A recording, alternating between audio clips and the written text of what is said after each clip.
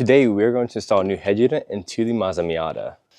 It is an ATOTO X10. ATOTO has been a very competitive company when it comes to Android head units, so I'm very excited to see how this turns out. So the stock head unit has already been replaced with this Bose head unit. However, this Bose head unit is annoying for multiple reasons. I hate how it protrudes forward, it's in the way, bulky looking. It doesn't get bright enough and doesn't get dark enough. And finally, the music just kicks out randomly when you're using Apple CarPlay. So we're using something with a much stronger computer and with more RAM. That's not the only cool thing that this head unit has. It does have GPS tracking. It can record front and back cameras, which a lot of these head units do not, unless you get a special dash cam that can do it. It can connect to dual phones. And finally, it has AI capabilities. I believe you just literally pull out.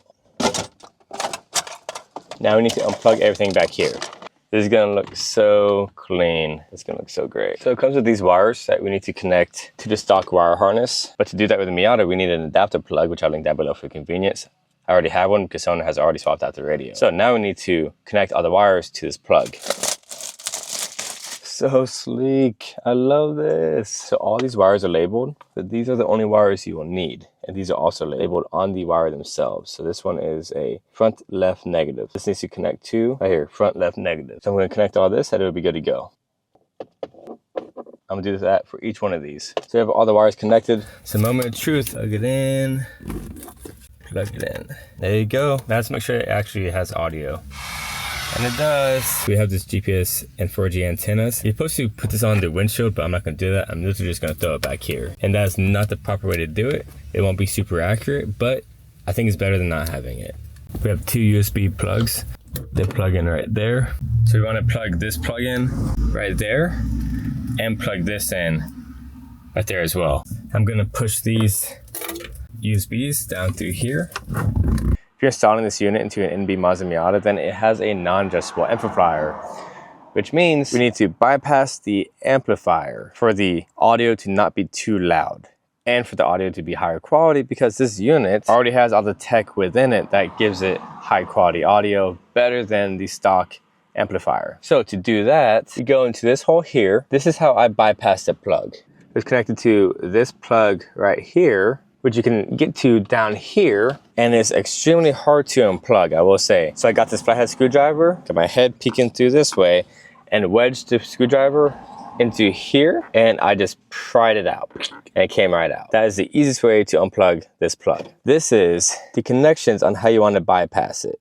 10 gauge wire would work perfectly. I just use whatever I had on hand, and these are the connections that you need to go to bypass it. Now, I'm gonna add this RTB, make sure that the wires does not disconnect. I know this looks very messy, but the RTB silicone will keep all that in place and it will not move once it dries up. I'll cover it with tape, let that dry. I'm gonna snug it back here so it will not move much. Also, something to note with the NB Mazda Miata, we have an antenna back there, right? If you connect all the wires properly, antenna to antenna, and then amplifier to amplifier, then the antenna won't work properly for whatever reason. In order for it to work, all we need to do, and I've already done this, but I did it again just to connect this blue wire, which is, it says amplifier turn on positive, to both the amplifier turn on positive blue wire to this plug and the antenna, and then the antenna will work properly. Something to know. This bezel, this outside bezel, does snap into these clips on both sides of this bracket here. Which you have to buy this kit off of Amazon, which I'll link down below, and you have to trim off this little middle brace piece down the middle, and it'll work perfectly and flawlessly. And I'm using a box cutter knife to trim it off as it gets the cleanest cut, and go ahead and smooth it out when you're done. You can now push it in and have a very clean install. Ta-da! Just like that. Now it looks nearly OEM. Unit's powering on, and I already had it connected to my Apple CarPlay, so it's going to connect to Apple CarPlay automatically. And here's the home screen. So this head unit's home screen is actually really sweet. We have Google Maps here, which I'll blur out so you don't see it. I've already connected this device to the Wi-Fi, and you do that by sliding down, hold this, and it'll take you straight to the Wi-Fi, and I have it connected. Now we go home by pressing that. We're gonna slide down again. We can change the brightness by this right here. And then of course you can just press that by turning it off and on, then halfway and full. It does have dual Bluetooth, so you can connect to 2 different Bluetooths. I currently just have it connected to my phone. This head unit does make noises, and some of the noises is notifications, and some it's like beeping whenever you touch, and others is on and off noises. So to turn all that off, first you want to slide this down, edit. This will be over here, so you need to trade out something. I move the settings and you add this to it. And now this is notifications. You can turn this off. So now there'll be no noise with notifications. You can go home. Let's go to settings up here. Go to sound, turn touch sound off and default volume down. So one huge thing with this head unit that I haven't seen any head units do, and it's only able to do this because it's so dang advanced, is it does have built-in AI. So literally you press this guy here, he's listening. How are you doing today? I'm just a virtual assistant, so I don't have emotions or feelings, but I'm here and ready to help you with anything you need. How can I assist you today? So you go to the Play Store and literally download anything you want after you sign in. I already have it signed in. I have YouTube, pretty great quality. Here's my video. Furthens that burn. So that works very well. It's pretty fast too. If you connect this unit to Wi-Fi, or if you use the SIM card attachment, then you can always have Wi-Fi. Then you can connect to the internet via that way, and you can, have Spotify connected to the home screen, and you don't need Apple CarPlay to use this. But for most people, you'll be using Apple CarPlay, so I'm already connected. Here we are.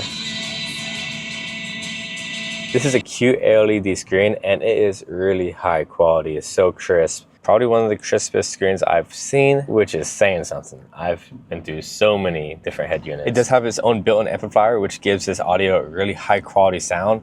And I can definitely attest to that, especially with this Bose sound system in this car. And it does have 128 gigabytes of storage. That is insane. It also has GPS, which I'm not going to show you where I'm at. And it has all these nifty wallpapers. So now that's the background. You can also buy this separately and connect it to this head unit, and you can check what's going on with the car and its OBD2 settings.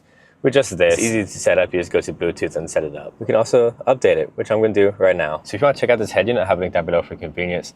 ATOTO was nice enough to send it out to me, and I think it's pretty dang high quality. It's definitely the highest quality head unit I've dealt with, and it's pretty cool features. And I'll link all the extra stuff down below as well for y'all's convenience. This is Chris. Always appreciate it and respect one another. I'll see you next time.